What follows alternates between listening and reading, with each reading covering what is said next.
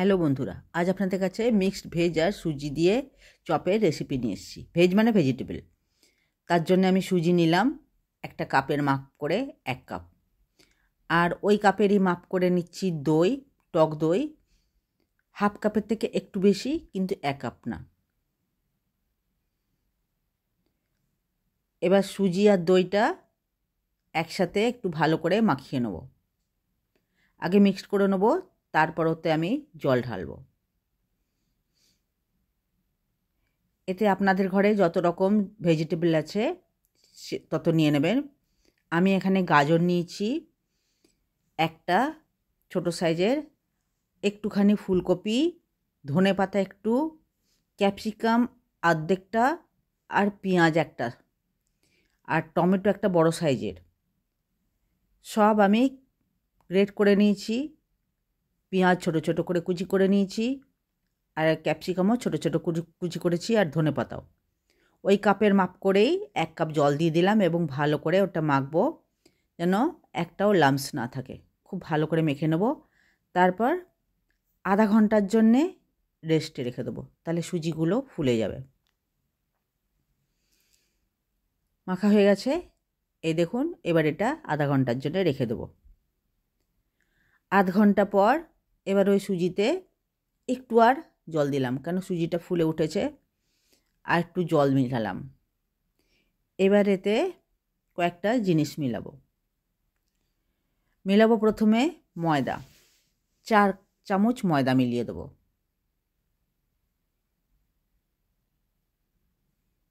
চার চামচ ময়দা মেলানোর পর এতে 1 চামচ জোয়ান হাতে করে ক্র্যাশ করে দিয়ে দেবো। আর দেবো সব সবজিগুলো, ফুলকপি, গাজর, ক্যাপসিকাম, ধনেপাতা আর পেঁয়াজ। আপনারা এতে চিলি ফ্লেক্স আর কাঁচা লঙ্কা কিছুটা কুচি করে দিয়ে দেবেন। আমি লঙ্কা দিইনি। এগুলো দিয়ে দেবেন, আর যদি আরও কিছু সবজি দিতে চান আরও কিছু সবজি একটু একটু করে দিয়ে দেবেন। পেঁয়াজ ছোট ছোট মিহি করে কেটেছি, ক্যাপসিকামও খুবই ছোট ছোট মিহি করে কেটেছি, আর একটা বড় সাইজের টমেটো মিহি করে কেটে নিয়েছি। এবার এটা মিক্স করে নেবো ভালো করে।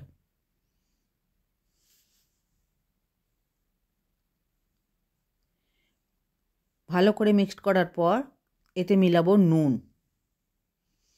কিছুটা নুন মেলাবো পরিমাণ মতন, পরিমাণের থেকে একটু বেশিই লাগবে কারণ এতগুলো সবজি গেল।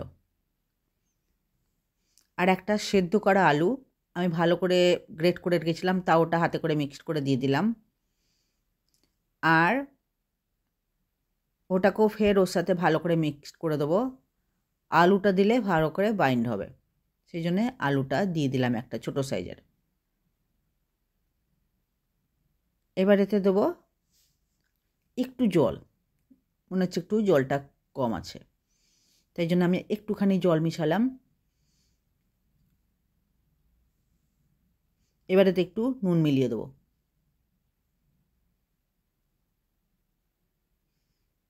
এবার নুন দিয়ে দিলাম, আর এতে দেবো বেকিং সোডা 1 চিমটি মতন।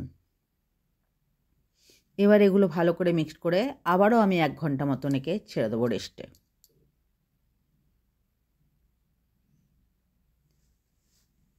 তারপর একটা কড়াইয়ে 1.5 কাপ মতন আন্দাজে জল দিয়ে দিলাম। জলটা গরম হতে দিলাম, এবার যখন গরম হয়ে গেছে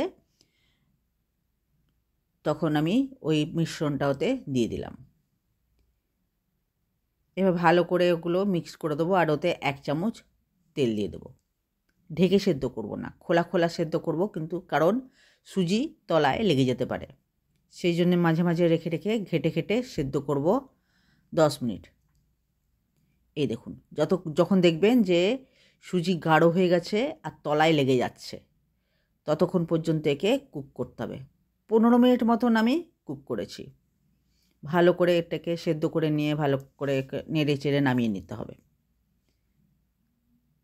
শক্ত হয়ে যাবে, দেখবেন সুজি ফুলে শক্ত হয়ে যাবে আর তলায় বারবার লেগে যাবে, তাহলে বলবেন হয়ে গেছে। দেখুন প্রায় হয়ে গেছে। এবারে একে নামিয়ে ঠান্ডা করব। সুজি ফুলে অনেকটাই হয়ে গেছে। এবারে নামিয়ে ঠান্ডা করে তারপর ওতে আমি আটা মিলিয়ে দিচ্ছি। এখনও অনেকটা গরম আছে, একটু নরম আছে, আটাটা একটু বেশি করে মিলালাম।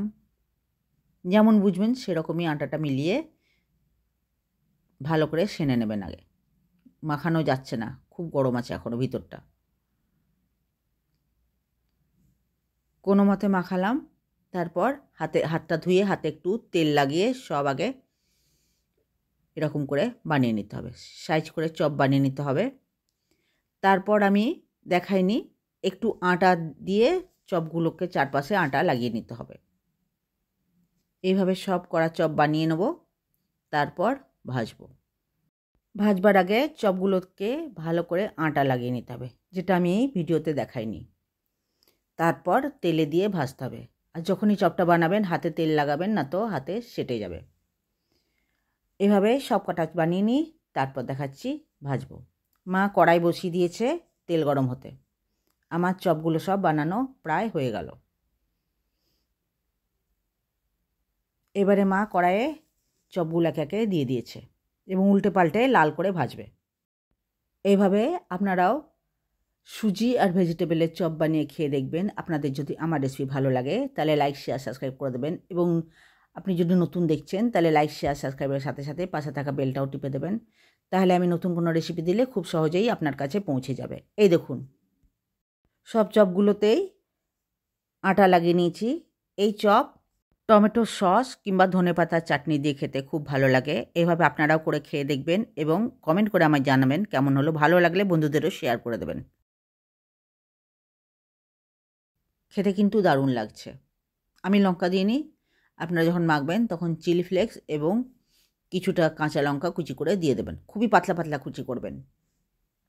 এই দেখুন, বাকি চপগুলো একে একে আমি সব ভেজে নেব। মাই ভাজছে, আমি ভাজছি না। কখনো আমি দিয়ে দিলাম, কখনো মা দিয়ে দিল।